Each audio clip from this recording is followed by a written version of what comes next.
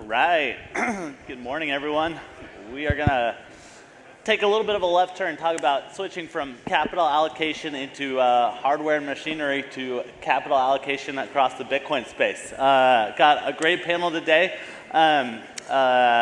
Let's kick things off by just introducing your guys' self. Talk a little bit about maybe your fund, your specific area of focus, and what you do in the Bitcoin space. So, Muzz, if you want to start.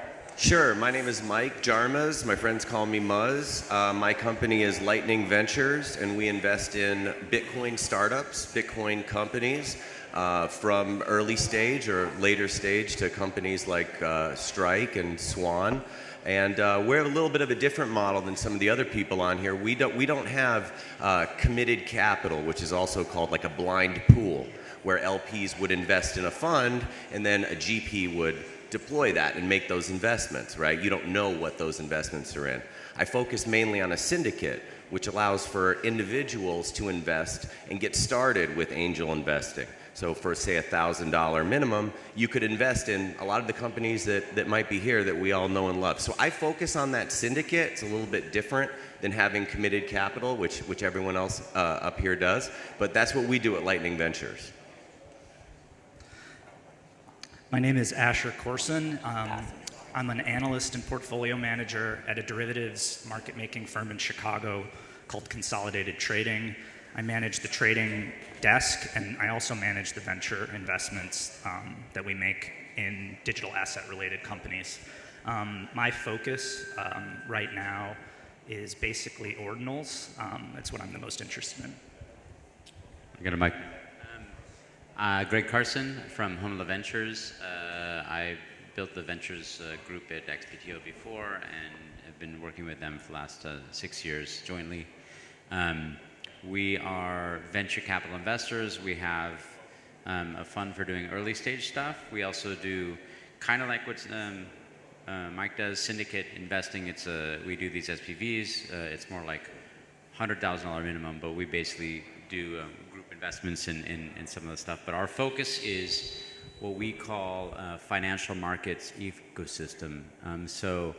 A big percentage of our investments are Bitcoin related. We've actually co-invested with Mike, we've co-invested with Asher, we've co-invested with Tyler, so we're all over the place. But we also do stuff that is like where we see the puck, where the puck's going. So we're investing in like AI finance for structured credit, because we know once that's all digitized, it'll have to end up kind of on chain, or it'll have to end up with a Bitcoin link, or we're a big fan of like layer 0, which will be an interchain type thing.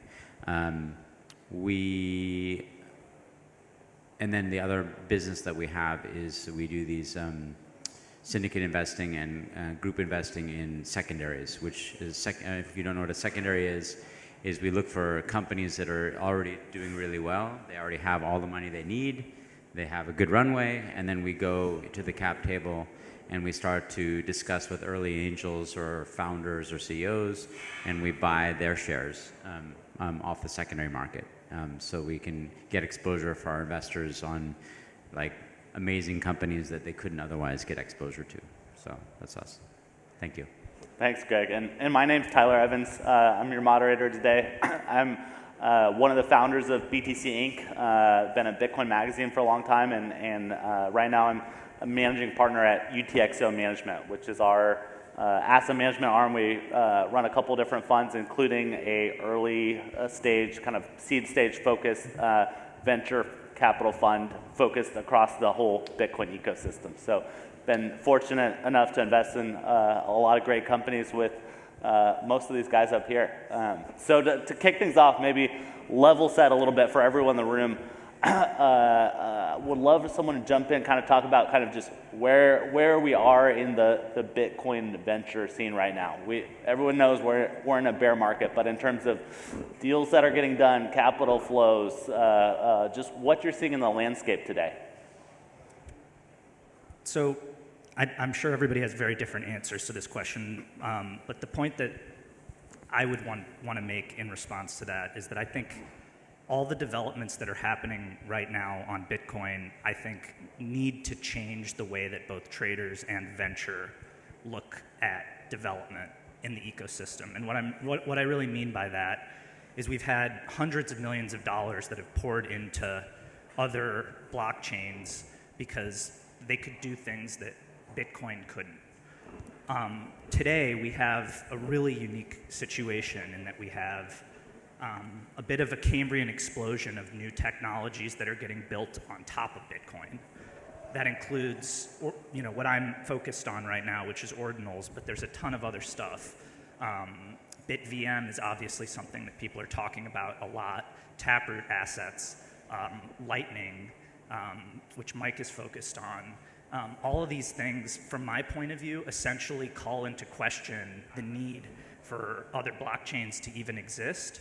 And I think that allocators and traders need to at least have an opinion and a position on how that's going to play out. My opinion, my position as a maximalist, as a Bitcoiner since 2013, as a trader in an institutional firm that's been defending Bitcoin internally for over 5 years, I see now, this is an opportunity to build what I've been hoping and what Bitcoin maximalists have been saying for years. We've been saying that the other chains are all experiments to build on Bitcoin. Well, now we can build them on Bitcoin, and my belief is that we should and that we will. Yes, agree on many of that stuff. You want to? I think from the venture standpoint, we have two big factions. There's the investor faction, and we have the companies faction, which is the entrepreneurs. We're seeing an amazing explosion of entrepreneurs, so we always encourage everyone to start companies.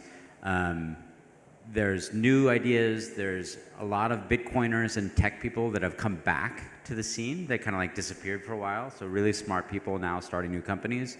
And there's a lot of pre-seed and seed investment opportunities, which we're really excited about. I know Tyler and Muzz have been doing a ton of these deals. We're doing a few as well. So that's good news. And I think the best place to be looking for capital is in this pre-seed space. The pre-seed, seed, these new ideas. On the investor side, there's a lot of fear on venture capital. We've been in this space for 6 years. We've invested in Deribit and Paradigm and Luca and Bitwave and Impervious and all these kind of companies. And now there's this new surge of opportunity, but there's way less capital.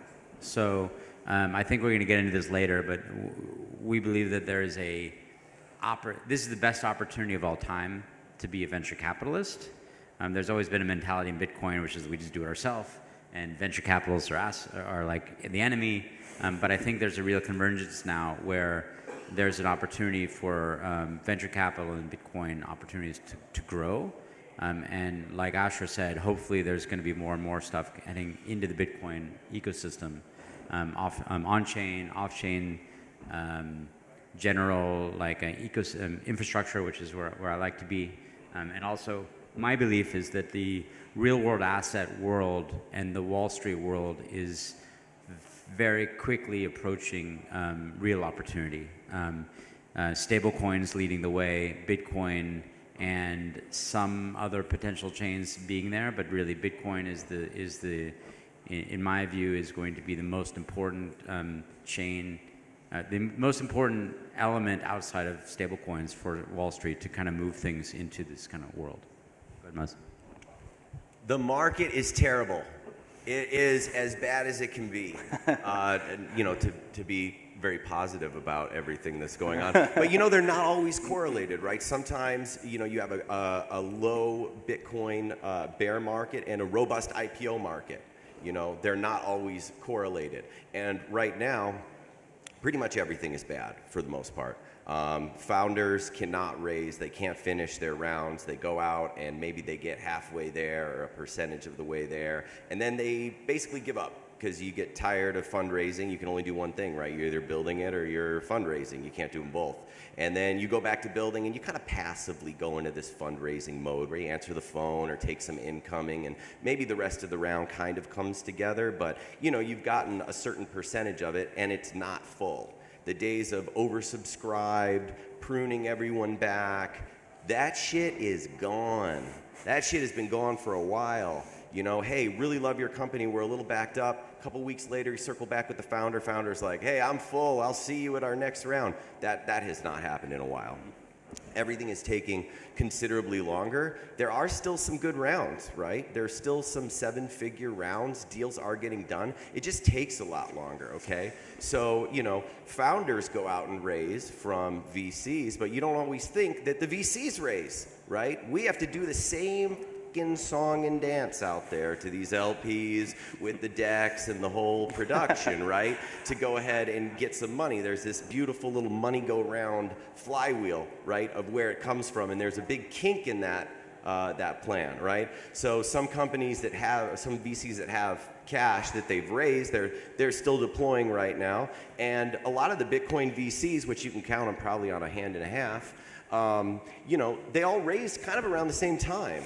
So when you raise around the same time and then you deploy over the same time, well, guess what? Damn near every Bitcoin VC is raising right now.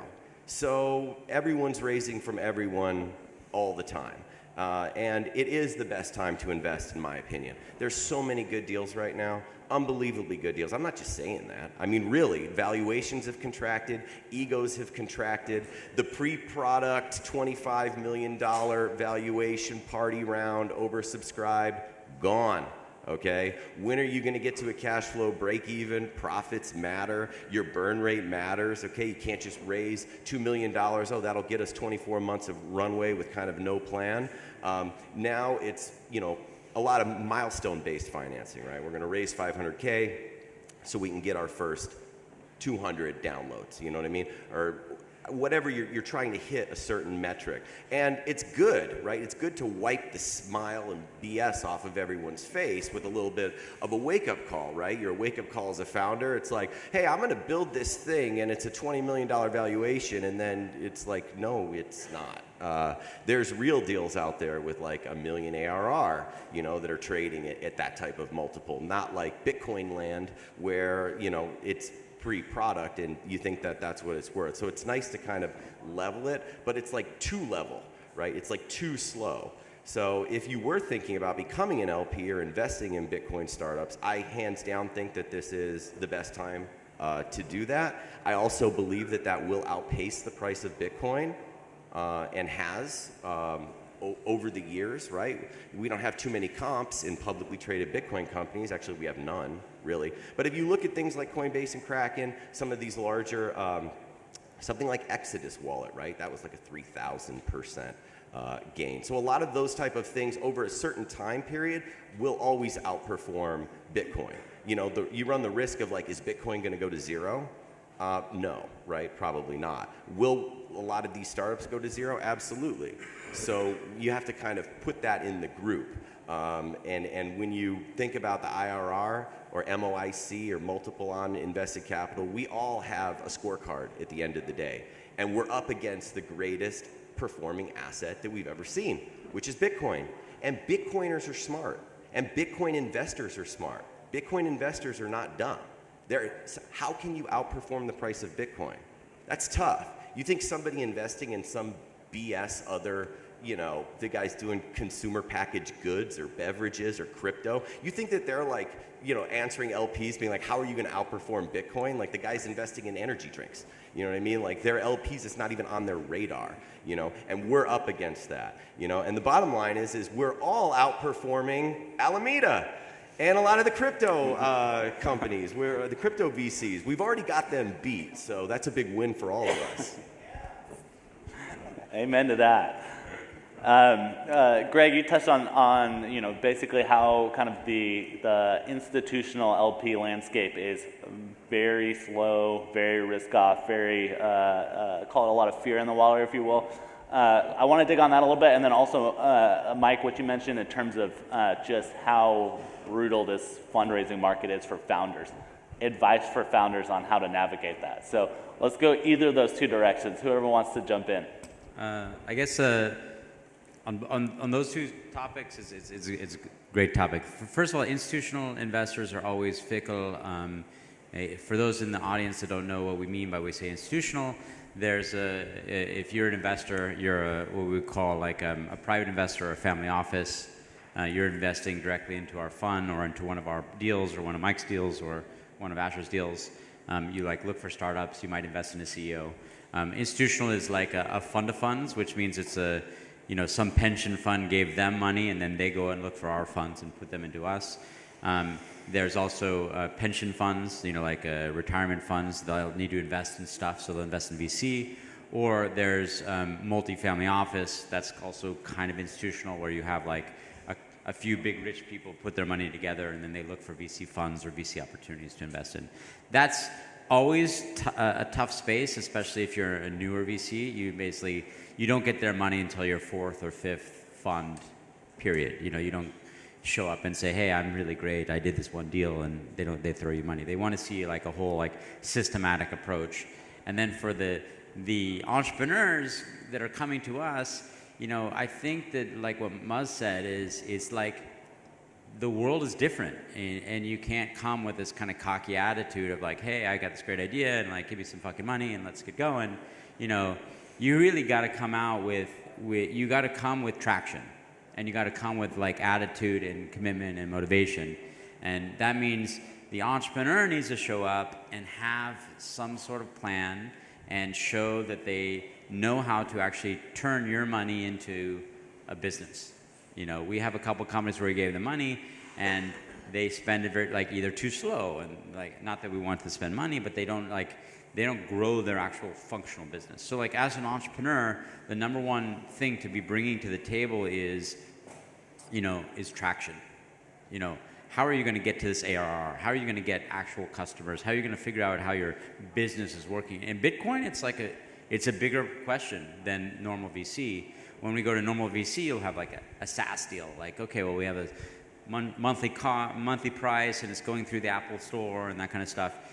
With Bitcoin and with our sector, if you're not an exchange, your business model is going to be, you're going to have to like move things around and figure out how it's going to work. So I don't know, Muzz has some good advice too. So I have no experience with institutional LPs because we've never raised a fund. But when you think about like handling retirement for teachers and firefighters and like a lot of these, that's a big responsibility as a GP, investing on behalf of those people who are really relying on you. I don't have any experience in that field because we're doing a lot of the pleb stuff. We're doing a lot of the fun stuff with our companies. And as far as like founders raising what to do, reasonable valuations, but really only raise what you need. And what does reasonable mean for this crowd? What's reasonable? That's a great question. No, but what is reasonable? You could look at a standard YC deal, right? After going through YC, there's like a standard post-money, it's a 10 million cap, right? That's with YC. So if you don't have YC, think about it, And, VCs have their sweet spots, right? Like I like products that are live. I like to see point, and it makes a line, right? Every metric that you're measuring, whether it's downloads or installs or churn, you have CAC, you have the lifetime value of your customers, you have all these things that you can measure, right? As long as that is going in the right direction, that's where I like to invest. Some people are particularly super early. Some people are focused on, ordinals or certain, parts of the market. But I think that just raising the bare minimum of what you need, which is kind of easy in this market because you ain't getting any more. I'll tell you that much. So, just get the bare minimum, run it lean. Try to do a lot with a little. Some of my favorite companies, they're a team of 3. I don't even know how they do it. You can do a lot with like 70 grand. Legal and everything. You can get to a certain point. And it says a lot about you when you do that. Don't put an NDA in front of a VC and that's a joke, okay? Ideas are free. They're worthless. There's no marketplace where you could actually go to sell an idea if you think about it, right? The idea insurance is nonsense. But what can't be duplicated is your passion, right? Your passion, your execution, and what you've done, right? That can't be copied. So I wouldn't worry about, your your IBM blockchain idea that you need an NDA for. Mike, you touched on some of the things you look at startups. Asher, I'm curious in terms of, you touched on a lot of the areas that are newest, but also exploding quickly in Bitcoin, like ordinals and kind of meta protocols. How do you think about evaluating startups? What do you look for? How do you judge kind of these very new early stage technology projects? Good question. I also just want to touch on the previous point very quickly. Muzz had talked about the speed of deals getting done, and that would be my advice to startup founders. Expect it to be really slow. When the bull market is going on and Bitcoin is going up, it's in the founders' interests to make it slow on their end, but then when the market's going down, it's in the investors' interest to make it slow. So that's just the one thing that I want to say about that. As far as Tyler's question about how I think about investing in these new technologies that are getting built on Bitcoin. So I think what I would go back to is my previous point about the other chains being the experiment for us. I think we're lucky because they spent so much money figuring out product market fit on the other chains. We don't necessarily have to do that. And what I would say what we should focus on, and the use cases that I'm interested in, are the use cases that have already been proven on the other chains that are now coming to Bitcoin. Some of these use cases are use cases that maximalists often don't support or love, but from my perspective, the reality is that it's a market reality that these things are going to exist, and my hope is that we can have them on Bitcoin. So I guess what I would say is some of those use cases that I could run through very quickly are decentralized asset trading, and we're already seeing that on ordinals with inscriptions and the BRC20 tokens. Inscriptions are basically NFTs on Bitcoin. BRC20 tokens are the equivalent of Ethereum ERC20 tokens on Bitcoin, except arguably better. I think that NFT trading infrastructure, lending, people want to borrow against their Bitcoin, and they want to do it on chain in a decentralized way, and they want to get dollars, and they don't want to peg out to another chain. We now have that ability, and I believe those use cases are going to be built. So those are just a couple examples to run through. Great. Well, we're almost out of time here, but to close things out, as every good VC should do, I would love for you guys to... We're not going to get into a heated debate about investing in ordinal startups? We're out of time? You want to go there in our last 2 minutes? Let's close talking about either a theme or a company, including an investment of yours that you're excited about. This is your chance to shill your portfolio. Oh, Lord.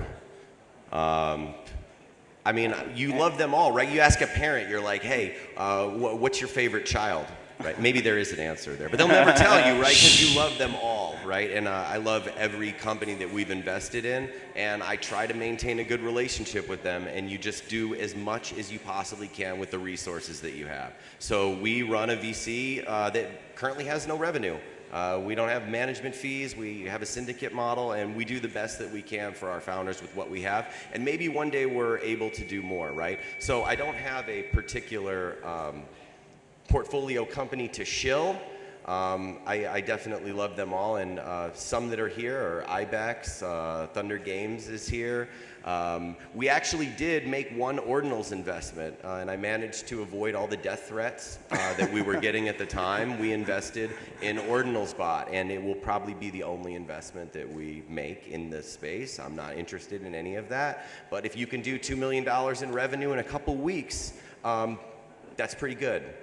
So we were able to invest in that. Awesome. For us, I mean, like you said, we have 55 investments, so it's quite a few companies, and they're all super interesting, and they're all different. We like the investments that all kind of work together. We're obviously an early investor in Deribit and Paradigm Trading and and Bitwave and these kind of companies, and like Hidden Road Partners, which is prime brokerage for trading.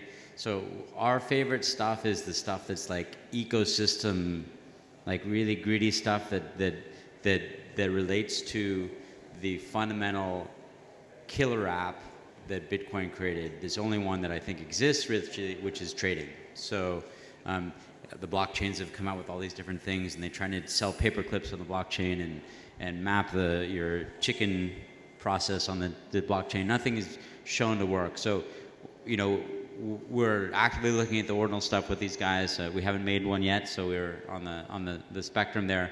But we did Hodl Hodl, we did a couple other ones. But our real focus here is we think this is a time where things are moving on-chain more, and Bitcoin. So I think Bitcoin is designed to move glacially slow, but it's designed for inevitability.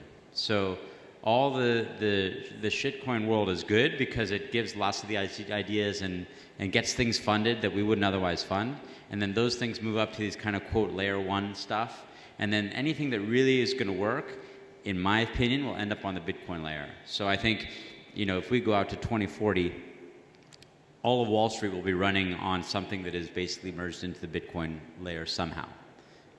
And right now, for the next 5 years, I'm a stablecoin maximalist, where stablecoins are the most important thing that's going to integrate the world into getting everyone like backdoored into Bitcoin and backdoored into this technology. So we've also invested in a bunch of AI finance tools, which are digitizing real-world assets. They're not blockchain related because we think at one point, all of a sudden, these new decentralized networks will say, okay, well now we need to take all these finance assets and put them on chain.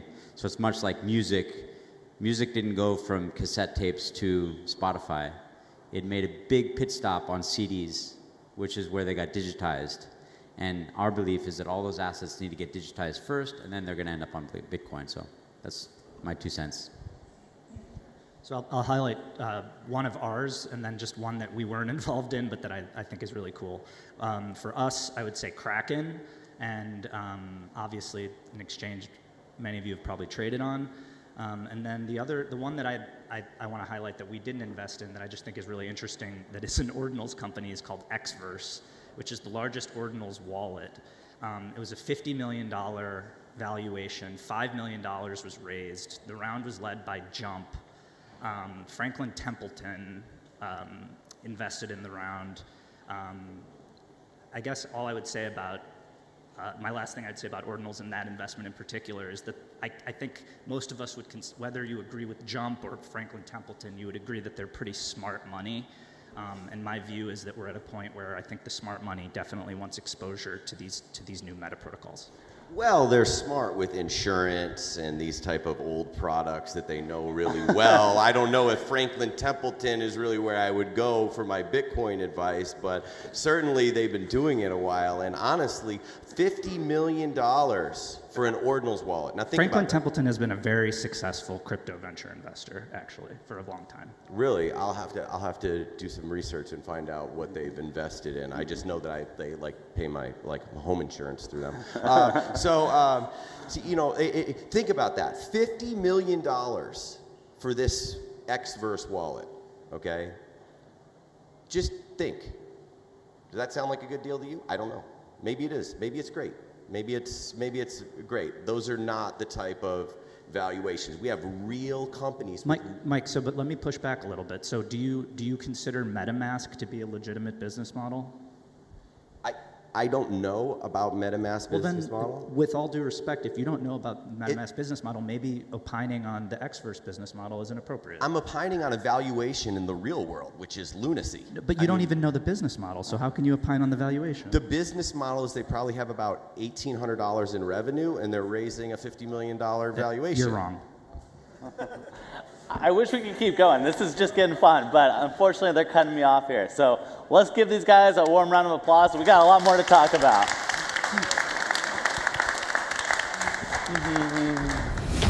Thank you, Miami, for the last 3 years in this amazing city. The whole world shut down, but Miami welcomed us with open arms. We want to show Bitcoin to the whole world. We are taking the conference on the road to set the stage for Bitcoin in a new city.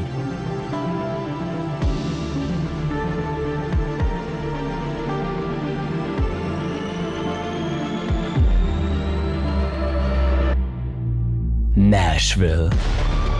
Bitcoin 2024 is coming to Nashville in Tennessee, a city that is known as a music and freedom city. Bitcoin 2024 in Nashville from July 25th to 27th.